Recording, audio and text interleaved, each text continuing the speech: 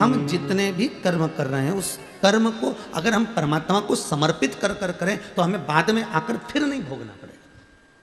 फिर वो वाली कथा याद कर लीजिए जिसमें कहा था कि हॉस्पिटल में पड़ा हुआ व्यक्ति बहुत दिन तक अगर पड़ा रहता है, हॉस्पिटल में बहुत दिन तक पड़ा हुआ है, तो फिर वो डॉक्टर से कहता है साहब मेरी दुकान चलाने वाला कोई नहीं है, मेरा घर चलाने वाला कोई नहीं है, डॉक्टर साहब आप एक काम करिए कि ये सब दवाई वगैरह मुझे लिख दो, ये बॉटल भी मैं घर चढ़वा लूँगा, ये इंजेक्शन भी मैं घर लगवा लूँगा, मैं टेबलेट भी घर में ले लूँगा, जांच भी घर पर करवा लूँगा। आप तो अब मैं यहाँ हॉस्पिटल में नहीं रह सकता, अब मैं नहीं भोग सकता, अब मुझे आप थोड़ी सी दवाई लिख दो, आप पर्चा बना दो, मैं इसको लेकर चले जाता हूँ और अब मैं वहाँ पर घर पर सब ले लूँगा, घर भी देख लूँगा, दुकान भी चला लूँगा और घर पर भी सा लूँगा। आप मुझे थोड़ी सी दवाई आप लिख दीजिए, थोड़ा सा आप मुझे लिख दीजिए। आपको जो लिखना है, बॉटल लिखना है बॉटल, औषधि लिखना है औषधि, जो भी आप लिख रहे हैं मुझे लिखकर दे दीजिए, मैं उसको घर पर चढ़वा लूँगा। डॉक्टर ने कहा हम छोड़ तो देंगे, हॉस्पिटल से छुट्टी भी दे देंगे, आपको मना नहीं है महाराज, हॉस्पिटल से हम छुट्टी भी दे देते हैं आपको और हम आपको भेज भी देते हैं।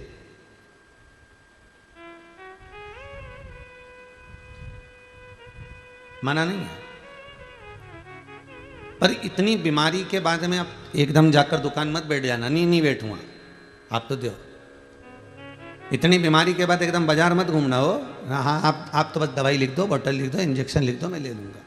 और वो लेकर आ गया, दवाई भी ले रहा है, बॉटल भी चढ़वा रहा है, इंजेक्शन भी ले रहा है। ये पूर्व में कथा में हम कह चुके हैं, आज स्मरण आया है इसलिए वापिस उसको लिया है। अब घर पर आकर अपने दवाई गोली ली, इंजेक्शन लगवाया, बॉटल चढ़वाई, अब घर पर ट्रीटमेंट ले रहे हो तो ठीक हो रहा है। उसी तरह हम जो कर्म कर कर जाते हैं और ऊपर जाकर नरक के किसी बेड पर जाकर पड़ जाते हैं, नरकों का भोग हम भोग रहे होते हैं, इतना नरक भोग लिया होता है, इतना नरक भोग लिया होता है कि अब ये जीवात्मा तड़पती है। और जब जीव आत्मा गरुड़ पुराण में लिखा इतनी तड़पती है तो ये परमात्मा से कहती है कि अब मुझे क्षमा कर दो, मुझे अब वापिस जन्म दे दो, मुझे मृत्यु लोक में भेज दो, बाकी की गोली दवाई मैं नीचे खा लूंगा, बाकी का दुख मैं नीचे जाकर झेल लूंगा, बाकी का कष्ट मैं भूमि पर जाकर झेल लूंगा। आप मुझे बस अब यहां से छोड़ दो, अब मुझे इस नरक के जंजाल से बाहर निकाल दीजिए।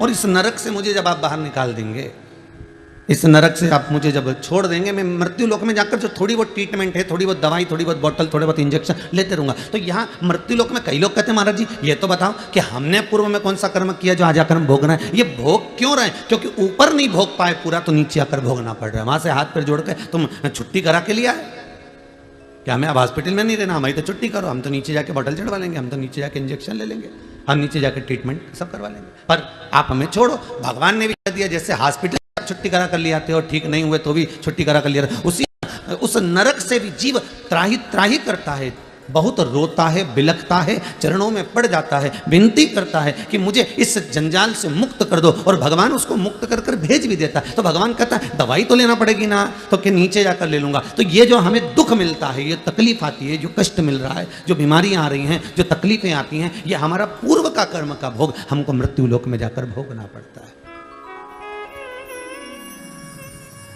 कोई दूसरा नहीं भोगेगा। बार बार आपको कथा में कहा, आपकी कमाई का भोग पत्नी भी भोगेगी, आपकी कमाई का भोग आपके बच्चे भी भोगेंगे, आपकी कमाई का भोग आपकी बहू भी भोगेगी, आपकी कमाई का भोग आपके पोता पोती भी भोगेंगे, आपकी कमाई का भोग आपकी बेटी भी भोगेगी, आपकी कमाई का भोग आपका जमाई भी भोगेगा, आपकी कमाई का भोग आपके नाती पंती भी भोगेंगे, आपकी कमाई का भोग आपके भाई बंधु कुटुंब वाले भी भोगेंगे। पर कर्म का भोग तुझे अकेले ही भोगना है। जैसा कर्म करोगे उसके अनुसार तुम्हें भोगना है। झूठ तुमने बोला, छल तुमने करा, बेईमानी तुमने करी, प्रपंच तुमने करा, जो कुछ भी करा तुमने करा, तो भोगना भी तुम्हें अकेले को है। भोग सब भोगेंगे पर कर्म का भोग कोई नहीं भोगेगा। कर्म का तो अकेले भोगना है, ऐसा अकेले कोई नहीं होगा, केवल शंभु और तुम, शंकर और तुम, कौन होगा? और वो बोलते जाएगा ये कर्म तुमने करा है, इसका भोगना पड़ेगा। पर कभी कभी कोई जीव ऐसा उत्पन्न हो जाता है जो कर्म के भोग के साथ में भी परमात्मा का भजन कराकर जीवन तार देता है। जीवन सार्थक।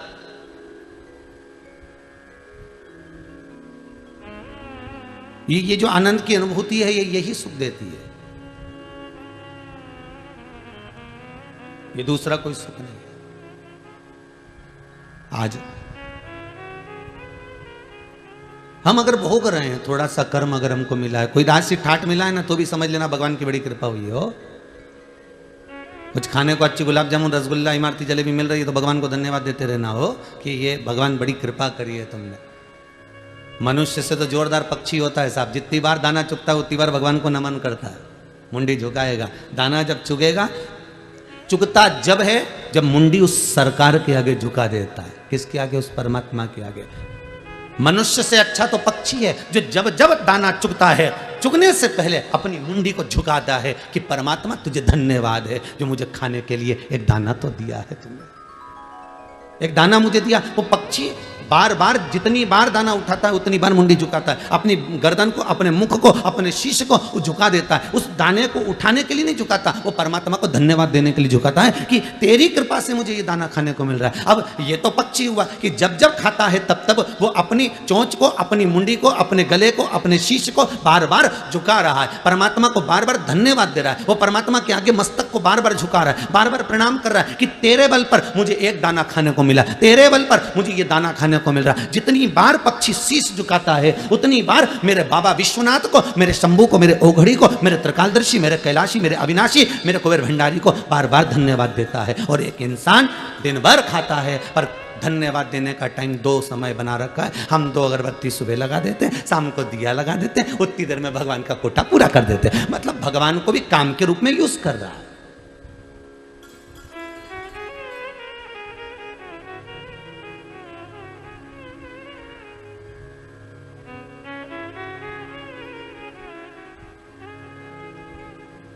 महाराज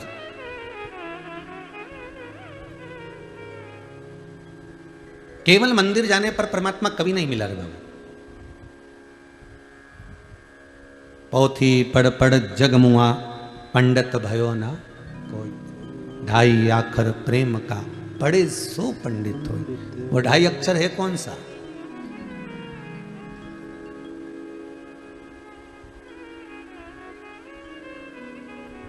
कौन सा है 2.5 अक्षर प्रेम का जो पढ़कर जीव परमात्मा का हो सकता? और वो 2.5 अक्षर कोई दूसरा नहीं, वो 2.5 अक्षर केवल आपके हृदय का, मन चित्त वृत्ति को किसी भूखे के भोजन में, किसी प्यासे के पानी में, किसी पथिक के पवन में, राहगीर की सेवा में लगा देने पर ही परमात्मा प्रसन्न हो जाता है। कहते हैं आप मंदिर में जाकर अगरबत्ती नहीं लगा सकते, धूप बत्ती नहीं लगा सकते, दिया नहीं जला सकते, बेलपत्र नहीं चढ़ा सकते, पानी नहीं चढ़ा सकते, चंदन नहीं लगा सकते, पुष्प नहीं लगा सकते, पुष्प नहीं चढ़ा सकते, आप भगवान को जल नहीं चढ़ा सकते। भले मत चढ़ाओ, मेरा शंकर कभी आपसे कहने के लिए नहीं आएगा कि तूने ये नहीं करा, कभी नहीं कहेगा। 94 तरह के नरकों में गरुड़ पुराण के अंतर्गत जितने नरक कहे गए हैं उसमें कोई नरक ऐसा नहीं लिखा कि तुम मंदिर नहीं गए इसलिए तुम्हें नरक भोगना पड़ेगा। सारे नरकों में ऐसा कोई नरक नहीं लिखा कि तुम मंदिर नहीं गए इसलिए नरक भोगना पड़ेगा। पर नरकों में एक नरक ऐसा लिखा है कि तुम्हारे दरवाजे पर कोई भूखा आया और उसको तुमने भोजन नहीं कराया तो तुम्हें नरक भोगना पड़ेगा। तुम्हारे दरवाजे पर कोई प्यासा आया, तुमने पानी ना पिलाया तो नरक भोगना पड़ेगा। तुम्हारे दरवाजे पर कोई पथिक आया, राहगीर आया और तुमसे मार्ग पूछा, तुमने नहीं बताया तो भोगना पड़ेगा।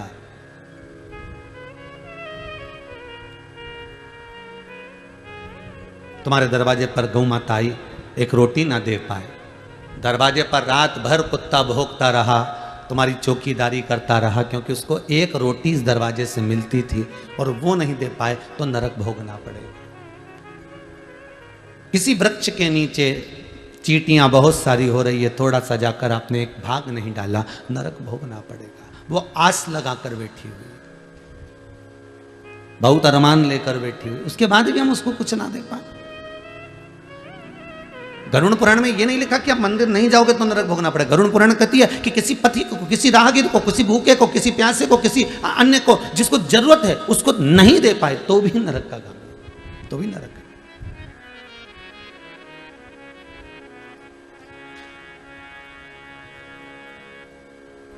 और वो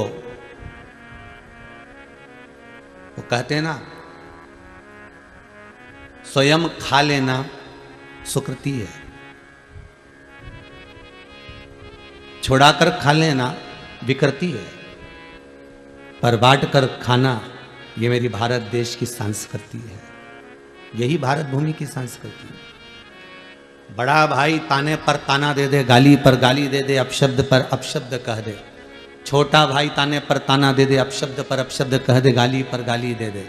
देवरानी कितनी भी गाली दे, जेठानी कितनी भी गाली दे, ननंद कितनी भी गाली दे, सास कितनी भी गाली दे, अपशब्दों पर अपशब्द कह रही हो, वाणी पर वाणी कह रही हो, गाली पर गाली दे रही हो, पर फिर भी आपकी चेष्टा, आपकी एकाग्रता, आपकी चित्तवृत्ति, आपका मन, सास गाली दे रही है बहू को, वो दे। बहू अगर कुछ कह रही है उसकी मर्जी, वो कहे, मना नहीं, पर निवेदन इतना है, उसके कर्म, उसके कर्मों का भोग उसको भोगना ही है, भोगना ही पड़ेगा। कितना सुंदर लिखा है महाराज।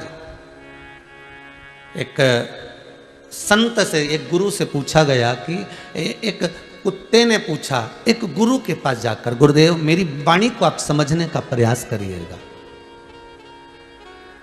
गुरु बहुत जल्दी समझ जाता, गुरु गुरु होता है, सतगुरु सतगुरु होता है।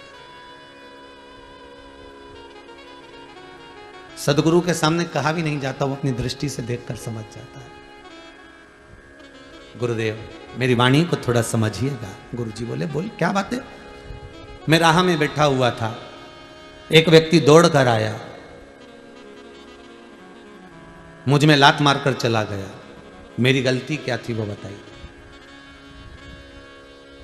कभी कभी आपके साथ में भी हुआ होगा, कुत्ता बीच में बैठा होगा या कुत्ते का बच्चा बीच में बैठा होगा और आप जाते जाते उसको लात मार दिए हैं, आप जाते जाते उसको कुछ कर दिए हैं और उसको डंडे से मार दिया, पत्थर मार दिया, लात मार दिया, मान लो आपने कुछ कर दिया है उसके लिए। तो वो कुत्ता गुरु से पूछ रहा है, मैंने गलती क्या करी है वो बता। तो कुत्ता कहता है कि मेरी गलती गिनाई जाए। तो गुरु कहते हैं गलती तेरी इस जन्म की नहीं है। हमको लगता है कि हम मनुष्य की देह धारण करें इसलिए हमको दुख ज्यादा भोगना पड़ रहा है।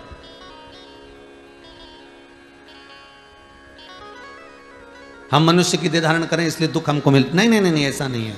जिस योनि में रहोगे, 84 लाख योनियां जो मानव की मिलती है, 20 लाख योनि तो ये पेड़ पौधे की है। जितने तुम्हें पेड़ पौधे नजर आए इस पृथ्वी पर, समझ लेना 20 लाख योनि वृक्ष की, पौधों की, पत्तियों की है, दुर्वा की है।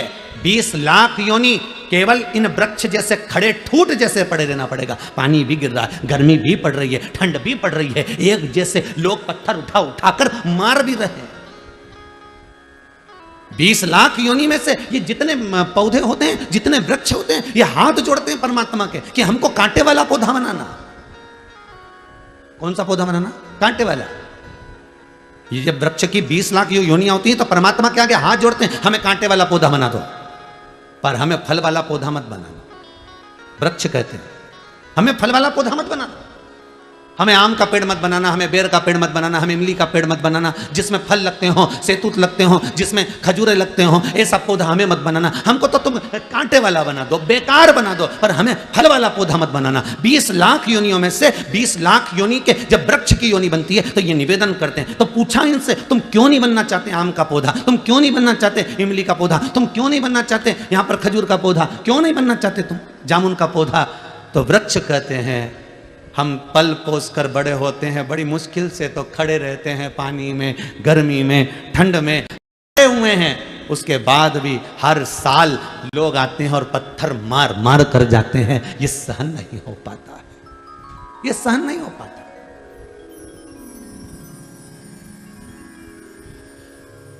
आप में से जितने लोग कथा सुन रहे हैं आस्था चैनल पर, पूरे विश्व में जितने लोग मोबाइल पर कथा सुन रहे हैं, फेसबुक और यूट्यूब पर, इनसे निवेदन करूंगा, यदि आपने अपने घर में, परिवार में, कुटुंब में, कबीले में, रिश्तों में, नातों में कहीं ना कहीं गरुड़ पुराण की कथा सुनी होगी तो उसमें पंडित जी ने बताया होगा कि आम का पेड़, जामुन का वृक्ष, खजूरे का वृक्ष, फलदार वृक्ष कब बनता है व्यक्ति। ये गरुड़ पुराण के अंतर्गत लिखा हुआ है कि व्यक्ति ये वृक्ष चौराहे पर, रोड पर, किनारे पर केरी का, आम का, बेर का, इमली का ये पेड़ क्यों बनता है। तो उस गरुड़ पुराण के अंतर्गत लिखा है जो मानव का शरीर धारण कर कर, मनुष्य की देह धारण कर कर, मनुष्य का शरीर पाने के बाद भी अपने ही रिश्तेदारों को दिन भर गालियां देता है, चाहे बहू को दे, चाहे सास को दे, चाहे ननद को दे, देवरानी को दे, जिठानी को दे, भाई को दे, कुटुंब को दे, कबीले को दे, जो इतनी गालियां पर गालियां, अंबानियां बौछार करता है, वही मरने के बाद ये फलदार वृक्ष बनता है। और लोग जैसे कि रुक रुक के गाली बकती है ना, रोज तो नहीं बकती, इसको कोई पागल कुत्ता तो नहीं काटा कि ये रोज गाली बकेगा, ये रोज गाली बकेगी, ये रुक रुक के बकती है। 6 महीने में, 3 महीने में, 4 महीने में, 8 महीने में, साल भर में ऐसे लोग गालियां देते हैं। उसी तरह साल भर में इसमें भी फल लगते हैं और लोग दे पत्थर मारते हैं, इसने गाली दी, इसको दिया पत्थर।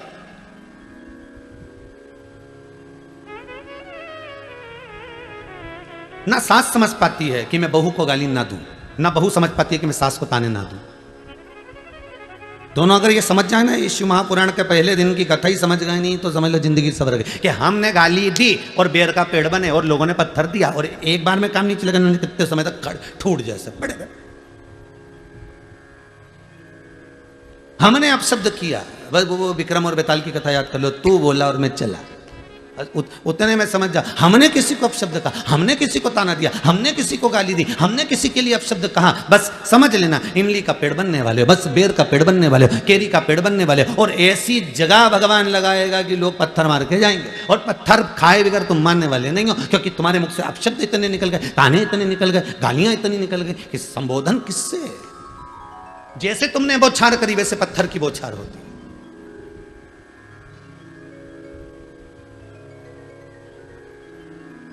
इसीलिए शास्त्र कहता है भजन में जो सुख है वो सुख किसी दूसरी चीज में नहीं, दूसरी चीज में।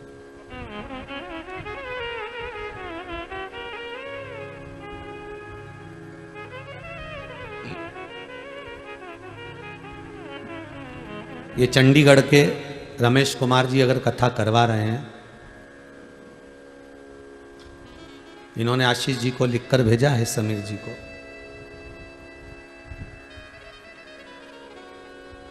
एक बेटा इनका मोहित गर्ग डॉक्टर है, वो कनाडा में है। दूसरा बेटा सीए है रोहित, जो चंडीगढ़ में है। पूरा परिवार खूब ठाकुर जी की कृपा से पढ़ा लिखा, अव्वल आगे बढ़ने वाला।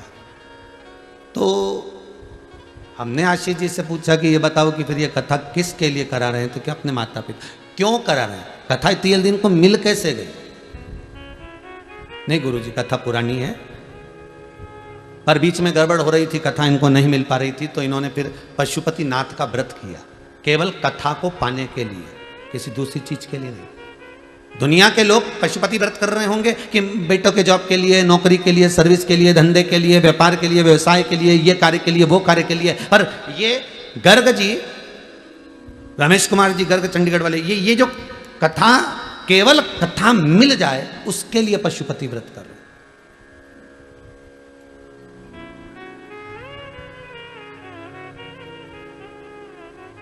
और देखिए कैलाश मानसरोवर की इन्होंने यात्रा करी तो भी वहां विनती करके आए, एक बार बस बाबा कृपा करना, एक बार कृपा ऐसी हो जाए कि बस शिव महापुराण की कथा का रस तत्व मिल जाए। कुछ मांगना नहीं है, मांगा किसको है, परमात्मा। मांगा किसको है, केवल परमात्मा को। और वो परमात्मा का चरणारविंद का अगर सुख मिल गया तो जीवन में कोई दूसरे सुख की जरूरत ही नहीं।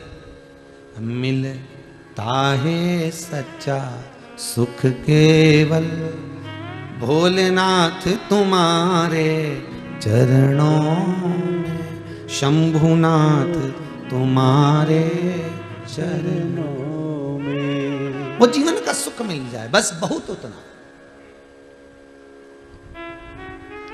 वो सुख सर्वप्रथम।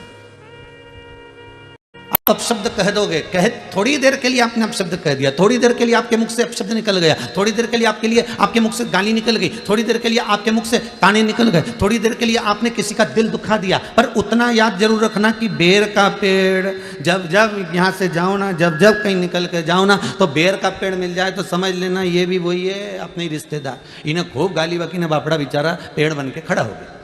जब तुम इमली का पेड़ देखो तो तुम्हारे मुख पे आ जाना चाहिए ये इमली का पेड़ नहीं, ये कोई बेचारा है जिसने खूब गाली बकी ने इमली का पेड़ बन गया। जब तुम खजूर का पेड़ देखो तो समझ जाना इसने खूब गाली, जब तुम जामुन का पेड़ देखो तो समझ जाना इसने खूब गाली बकी। अर्थात इसको पत्थर जो मिल रहे हैं ये उसी के फल मिल रहे हैं जो इसने करा है।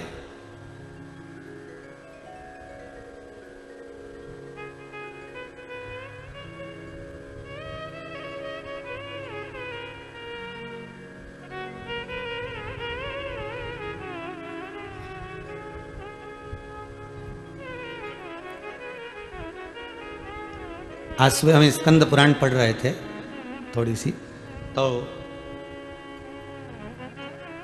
उसमें बंटी जी परिहार ने एक प्रश्न किया है, गुरुदेव आप हमेशा कहते हो कि वृक्ष की योनि ये है, उसकी योनि ये है, ये जो गन्ना लगता है ना, शुगर, गन्ना जिसकी शुगर बनती है, शक्कर बनती है, ये गन्ना भी तो पेड़ पौधे में आता है, तो फिर ये योनि कैसी है?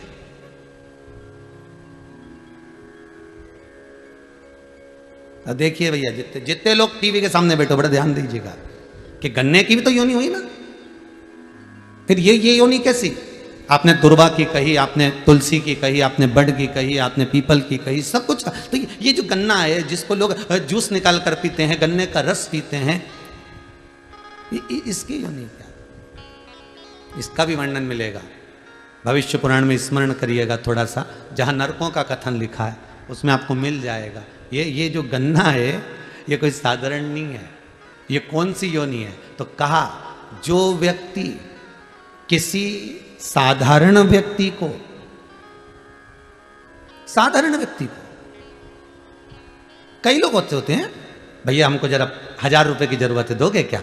अब दोस्त है, बहुत प्रेमी, बहुत स्नेही, जरा 50,000 दोगे क्या? हमको जरूरत है। जरा 15,000 दोगे क्या? हमको जरूरत है। बस मैं लौटा दूंगा।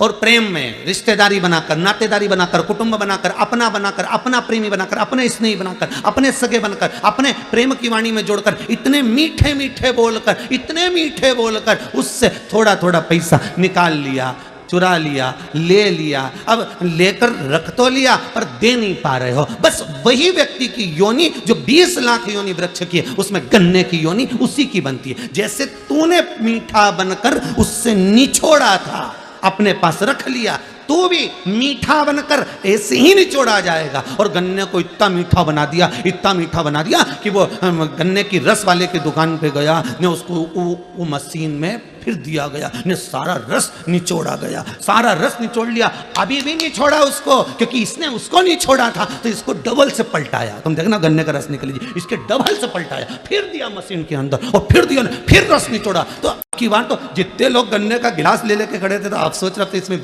बचा ही नहीं कुछ, पर गन्ने के रस वाले का संबंध, इन्हें फिर पलटा, फिर दिया धर के और फिर रस निकाला। अब की बार तो जितने लोग खड़े थे अभी इसमें तो रस ही नहीं बचा रहा, पूरा की पूरा ही निकाल लिया। परंतु गन्ना का रस वाला उसमें फिर 2-4 मरोड़ा, और अब की बार इसमें और मिर्ची लगे, क्योंकि इसने उसका धन खाया था, इसलिए बीच में नींबू फंसा दिया। ले, बीच में नींबू फंसाया और फिर दिया मशीन के अंदर, फिर रस निकला। अभी भी रह गया तो क्या, भी रुक जा, पुदीना और डालू, रुक।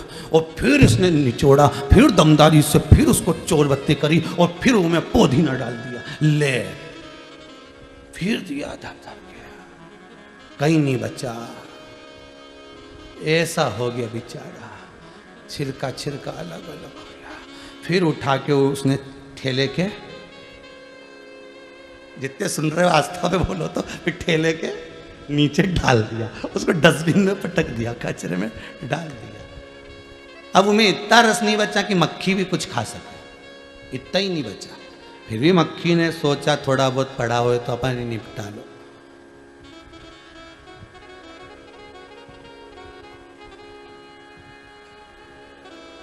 अब कहा रेते पान चुराए करो, गन्ने का रस पीने गए तहसील चुराए। गन्ने का रस पीने गए भोपाल नाका, गन्ने का रस पीने गए हाउसिंग बोर्ड कॉलोनी, तो सोचा अपन रहते तो वहाँ थे, फिर गन्ने का रस वहाँ क्यों पिया? मतलब वो जिसने खाया था उसी एरिया का था, उसी क्षेत्र का था, तो हिसाब बराबर करना है ना। तो उसने तुम्हारा खाया, तुम उसको निपटा जा, पिला दिया, भगवान के ले जा। और जिसका खाया था तो उसने चीटी बनकर निचोड़ा, अभी भी नीचे एक फालतू नहीं पड़ा हो। जिसका खाया उसने चीटी बनकर निचोड़ा, नहीं छोड़ी 8 दिन तक 7 दिन तक, मक्खी बनकर निचोड़ा, चींटा बनकर निचोड़ा, उसने सब तरह से निचोड़ लिया। अब तो वो गन्ने का छिलका भी कह रहा, भगवान अगली बार किसी का रुपया नहीं खाऊंगा, सबका देख के आऊंगा, नहीं तो फिर निचोड़ा जाऊंगा। ऐसा काम मत करना, भोगना तो।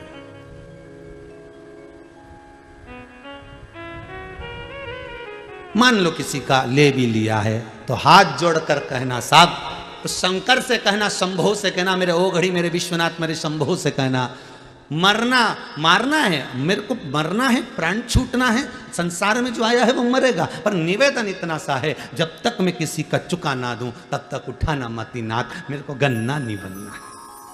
भगवान से कहना मुझे ऐसा।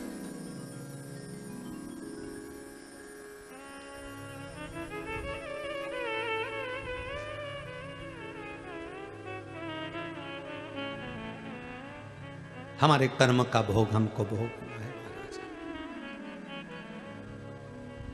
कोई दूसरा नहीं भोगेगा, कोई दूसरा नहीं, पत्नी नहीं भोगेगी, बच्चे नहीं भोगेंगे, कोई नहीं भोगेगा, भोगना आपको है। ऐसा कर्म करते चलना जिंदगी में जिसमें सुख का अनुभव हो आपको, ये दिल, ये हृदय, ये चित्त, ये वृत्ति बड़ी आनंदित हो आपकी, आपको बड़ा सुकून मिले, आपको बड़ा आनंद मिले, ऐसी जिंदगी जीना, ऐसा जीवन।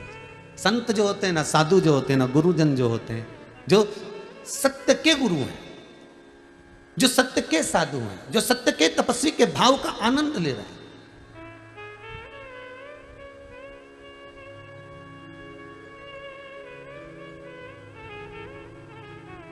जो सतगुरु होता है वो होता ही अलमस्त, उसको किसी से मतलब नहीं होता साहब, वो अपनी जिंदगी मस्त जीता है। इसलिए गुरुजन कहते हैं भगवान के चरणारविंद के रसास्वादन के बिना कोई सुख नहीं है, भगवान की कथा के बिना कोई आनंद नहीं है, भगवान के चरणारविंद के बिना कोई रसास्वादन नहीं है। दुनिया का सर्वाधिक सुख की अनुभूति अगर कहीं होती है तो वो परमात्मा के चरण के, इसके सिवा का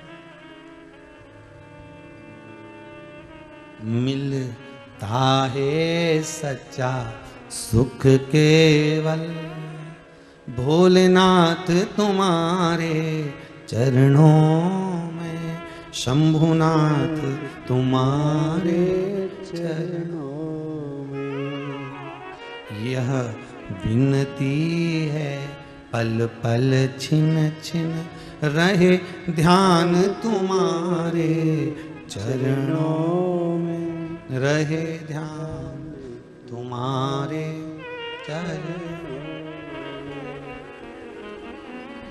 चाहे कांटों पर मुझे चलना हो, चाहे छोड़ के देश निकलना हो, चाहे कांटों पर मुझे चलना हो, चाहे छोड़ के देश निकलना हो, चाहे कांटों पर मुझे चलना हो, चाहे छोड़ के देश निकलना हो, चाहे कांटों पर मुझे चलना हो, चाहे छोड़ के देश निकलना हो, पर मन नहीं डगमग मेरा हो, पर मन नहीं डगमग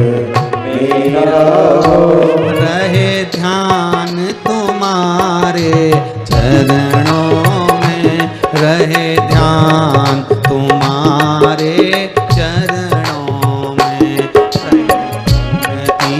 है पल पल छिन छिन यही विनती है, पल पल छिन छिन रहे ध्यान तुम्हारे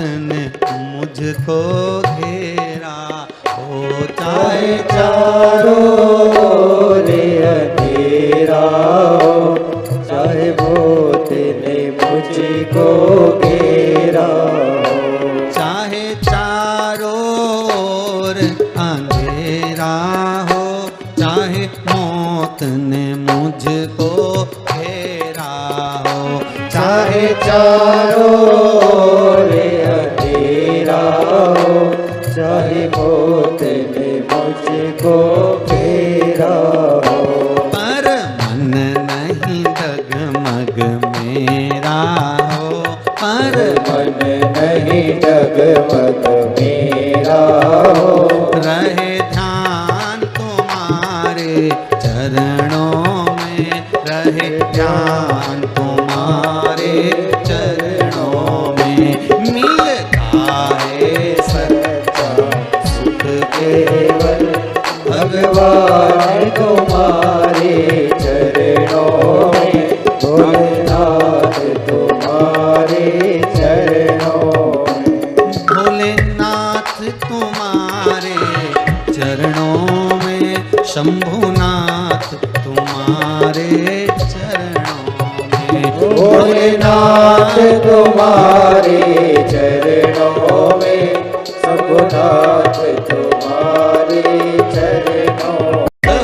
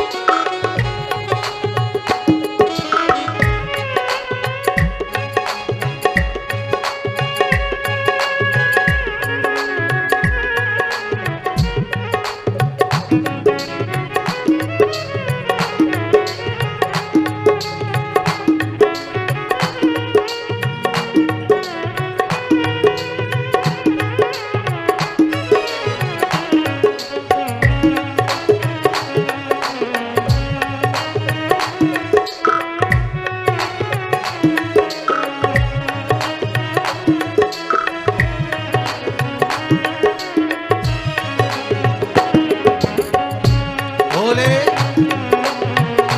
हर भोले,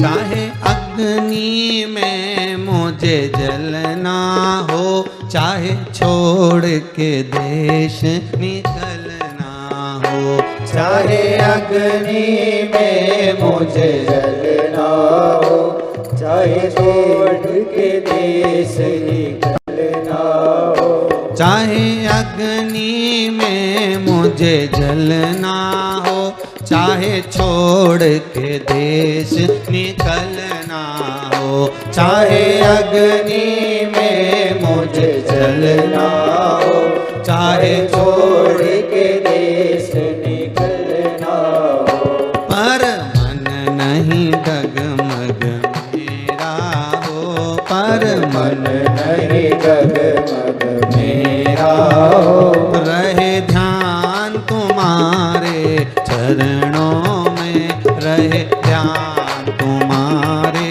चरणों में, मिलता है सच्चा सुख केवल भगवान तुम्हारे चरणों में, भोलेनाथ तुम्हारे चरणों में, शंभुनाथ तुम्हारे चरणों में, शंभुनाथ तुम्हारे चरणों में, विश्वनाथ तुम्हारे चरणों में, विश्वनाथ तुम्हारे चरणों में, सोमनाथ तुम्हारे चरणों में, सोमनाथ तुम्हारे चरणों में। हर हर महादेव। भगवान के पावन चरणारविंद का सुख मिले, कर्म का भोग भोगना तो है, कैसे भी भोगना पड़ेगा, पर भोगना।